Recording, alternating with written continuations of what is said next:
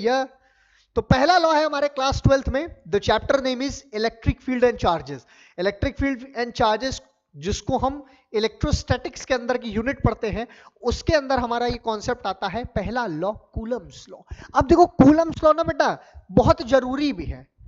ठीक, Coulomb's law हमसे क्या कहता है सुनना। सबसे पहले देखो, एक तो मैं आपको यहां पे ये बात भी बताऊंगा कि आप इसको लिखोगे कैसे, क्या स्टेटमेंट रहेंगे, आप किस तरीके से बोलोगे। लेकिन मैं तुम्हें एक मजे की बात बताऊं, इस लॉ के साथ ना मेरी एक कहानी जुड़ी हुई है। ये लॉ मुझे इसलिए इतना ज्यादा याद है, मेरे स्कूल टाइम की एक स्टोरी है। लॉ बता लूं फिर बताता हूं, ठीक। देखो सुनना मेरी बात बहुत ध्यान से।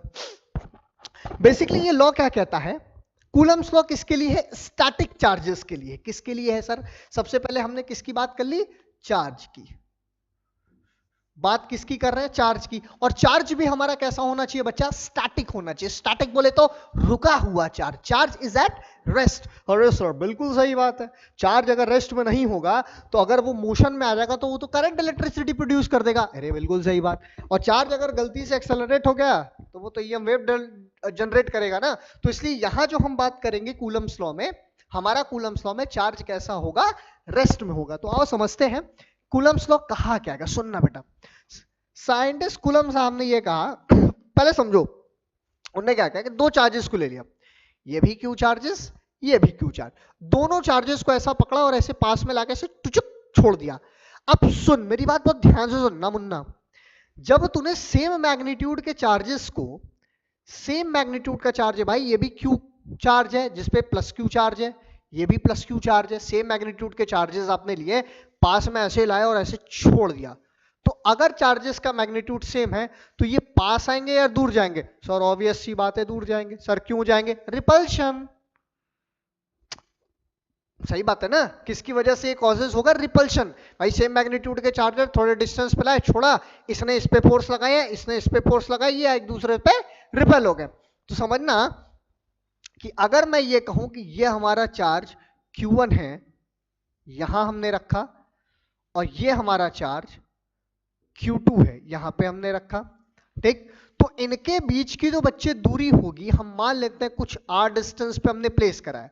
तो जैसे ही हम इसे छोड़ेंगे तो हम सब लोग ये बात जानते हैं कि मान लेते हैं ये वाला इस पे फोर्स लगाएगा, फोर्स F1 लगाएगा दूसरे चार्ज पे, ठीक। और ये इस पे लगाएगा F21 लगाएगा इस पे। बोलो हाँ या ना, लगाएगा कि नहीं लगाएगा? सर बिल्कुल लगाएगा। अच्छा सर एक बात बताइए, यहां पे लगा क्या रहा है भाई? सर फोर्स लगा रहा है। क्या लगा रहा है? फोर्स लगा रहा है। सर फोर्स कैसी क्वांटिटी है? वेक्टर क्वांटिटी है। सुनना मेरी बात, लग क्या रहा है बेटा? फोर्स, ठीक है।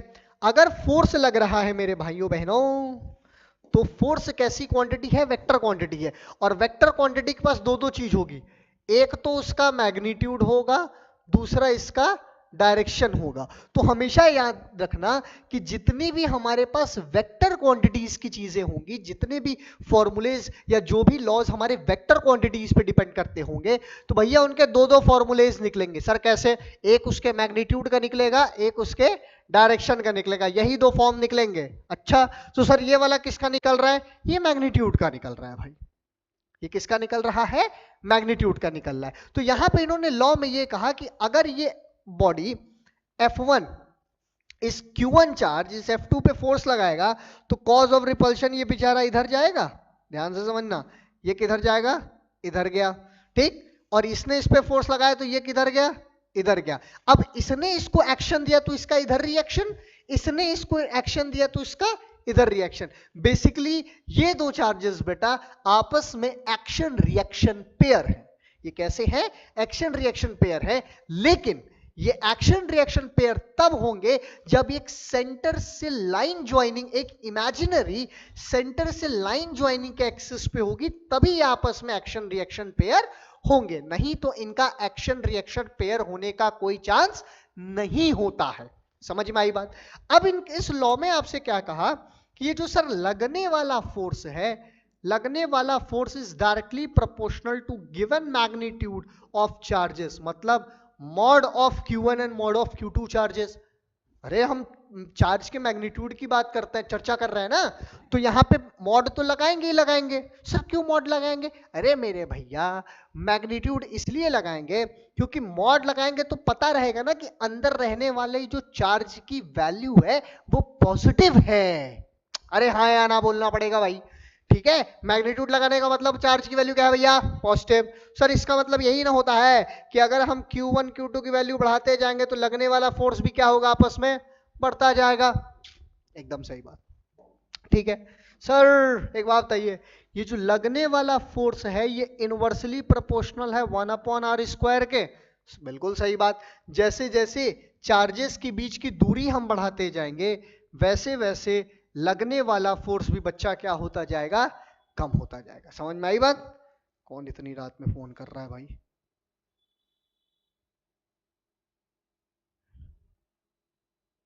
ठीक है। जैसे मैंने क्या बोला कि जैसे जैसे हम चार्जेस की वैल्यू बढ़ाते, या सॉरी चार्जेस के बीच की दूरी बढ़ाते जाएंगे। अब कुछ लोगों को लगा सर गर्लफ्रेंड का मैसेज आया, सर गर्लफ्रेंड फोन। अबे ऐसा कुछ नहीं है, कोई नहीं है, आई एम सिंगल। समझ में आया? फालतू क्या फाइन मत पढ़ाया करो मेरे बारे में, और उड़ाना भी नहीं। मैं बहुत वैसा आदमी हूं, रूड टाइप। ठीक, तो वही वाला हाल है कि डिस्टेंस बढ़ेगा फोर्स घटेगा। बेटा लॉन्ग डिस्टेंस इसीलिए नहीं चलता है कि जैसे ही आप डिस्टेंस वहां बढ़ा देंगे फोर्स अपने आप क्या होने लगेगा? घटने लगेगा। सर इसका मतलब है इंफिनिटी पे फोर्स जीरो लगेगा? कभी नहीं। गर्मी लगने लग गई बाबा, अरे बाप रे, भाई ठंड लग रही थी हमें, लेकिन अब गर्मी लगने लग गई। कोई नहीं, ठीक है। क्या कहता मैं कि जैसे जैसे आप डिस्टेंस बढ़ाते जाएंगे वैसे वैसे फोर्स क्या होगा? घटता जाएगा। सर तो क्या फोर्स जीरो हो जाएगा? देखो एक बात जान लो, फोर्स कभी भी जीरो नहीं होगा। ऐसा नहीं कि आप अनंत पे भी रख देंगे तो कुछ ना कुछ लगेगा, लेकिन फोर्स लगेगा। बोलो हाँ ना बोलना पड़ेगा भाई। ठीक, तो सर अगर इसका मतलब हम डिस्टेंस को घटा देंगे तो सर फोर्स बढ़ भी तो सकता है। अरे तो सही बात है ना साले, तुम जब तक स्कूल में रहते हो तब तक तो वो तुम्हारे साथ रहती है। रहती है नहीं रहती है? जैसे तुमको कोई कॉलेज मिल गया, उसको कोई कॉलेज मिल गया, तेरा कट गया। यही होता है ना, सबके साथ होता है भाई, इसमें कोई बड़ी बात नहीं है। ये सब तो होता रहता है, यूनिवर्सल लॉ है, देख लो। ये यूनिवर्सल है। तो एक चीज क्या मैंने बोला, फिर F इज प्रोपोर्शनल टू, एक साथ रखें अगर, Q1 mod of Q2 upon R²। तो जैसे ही हम इसकी प्रोपोर्शनैलिटी को हटाएंगे एक कांस्टेंट लगाएंगे, then F is equal to K constant लगाएंगे, Q1 Q2 बाई R²। और सर बेहतरीन, एक बात बताइए सर, तो ये K की वैल्यू क्या है? K इज इक्वल टू, हम कहते हैं K की हमारी वैल्यू है 1/4 पाई एप्साइलन नॉट। तो सर इसको भी यहां हम रख सकते हैं? बिल्कुल रख सकते हैं भाई। F is equal to 1/4 pi epsilon not mod of Q1 mod of Q2 by R² स्वाहा। खत्म, खत्म। सर एक बात बताइए, इसको क्या कहते हैं भैया? देखो इसको कहते हैं डाइलेक्ट्रिक कांस्टेंट, ठीक है। इस K को हम अपन कहते हैं मेरे भाई dielectric constant, dielectric constant, ठीक है। इसको अपन क्या कहते हैं? Dielectric constant. और सर बेहतरीन, सर इसको क्या कहते हैं? इसको कहते हैं एप्साइलन नॉट बेटा। इसको क्या कहते हैं? Epsilon not. एप्साइलन नॉट का देख, इसको कहता है रिलेटिव इलेक्ट्रिकल परमिटिविटी। फिर से, relative electrical permittivity of free space. और सर इतना लंबा है क्या? Relative electrical permittivity of free space. अच्छा सर इसकी तो एक वैल्यू भी होती है ना? हाँ, इस पूरे की बेटा वैल्यू होती है 9 × 10⁻⁹, ठीक है। और इस एप्सिलॉन नॉट की वैल्यू होती है 8.85 × 10⁻12। यही वैल्यू होती है बेटा, याद रखना, ठीक है। समझ में आई बात आप लोगों को? कोई कंफ्यूजन? Sir no confusion. तो कूलम्स लॉ ये है, आप जब आएगा तो आपसे मैक्सिममली 2 मार्क्स या 3 मार्क्स में इसको पूरी तरीके से लिखने को आएगा। तो मैं स्टेटमेंट बोल रहा हूं, आप उसको नोट करिए। तो स्टेटमेंट क्या है बेटा, सुनना मेरी बात ध्यान से। Statement is the force of interaction between, आप लोग पेन कॉपी लेके बैठिए, the force of interaction between two static point charge particle is directly proportional to their given magnitude and inversely proportional to the square of the distance between them। इसको repeat mode पे सुन लेना। तो हमारे जो force का जो formula आ गया magnitude का, वो कितना आया, F is equal to K Q1 Q2 by R square. भैया ये था हमारे फोर्स का फॉर्मूला। बोलो आई बात समझ में, कोई कंफ्यूजन? सर आप कोई स्टोरी सुनाने वाले थे? अच्छा बताता हूं, पहले इसको नोट कर लो सब लोग, तुरंत नोट करो। हो गया होगा, समझ में आ गया? चलो आगे चलते हैं।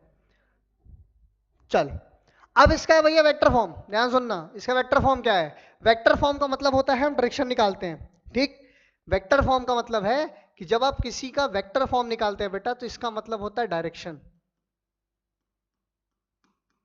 तो आपसे किसके बारे में पूछा जा रहा है? डायरेक्शन, ठीक। डायरेक्शन निकालने की बात कर रहा है। अब देखो डायरेक्शन कैसे निकालते हैं, समझना मेरी बात को। देखो सपोज करो, मैं बहुत आसान तरीका बता रहा हूं, ठीक है, आप इससे रिलेट कर लेना। ये हमारा एक्स एक्सिस है, ये हमारा वाई एक्सिस है, ठीक है, ठीक है। ये हमारा एक्स है, ये हमारा वाई है। तो एक बात बताओ, अगर हमने यहां पे चार्ज Q1 रख दिया, यहां पे चार्ज Q2 रख दिया, ठीक, तो क्या मुझे एग्जैक्टली पता है क्या ये चार्ज किस एक्सिस पे है? नहीं पता। सर यहां पे पता है क्या कि हमारा चार्ज किस एक्सिस पे है? We don't know. बट हम ये कह सकते हैं, ध्यान समझना, यहां से यहां तक दूरी हमने ले ली पोजीशन वेक्टर R1, यहां से यहां तक डिस्टेंस ले ली R2 पोजीशन वेक्टर। तो ये दूरी हमारी कितनी होगी? R2 minus R1। हर बच्चा जानता है इसकी वैल्यू क्या हो जाएगी? R2 माइनस R1, इसको R ही मान लेते हैं, ठीक है। तो ये इस पे फोर्स लगा रहा है, ये इस पे फोर्स लगा रहा है।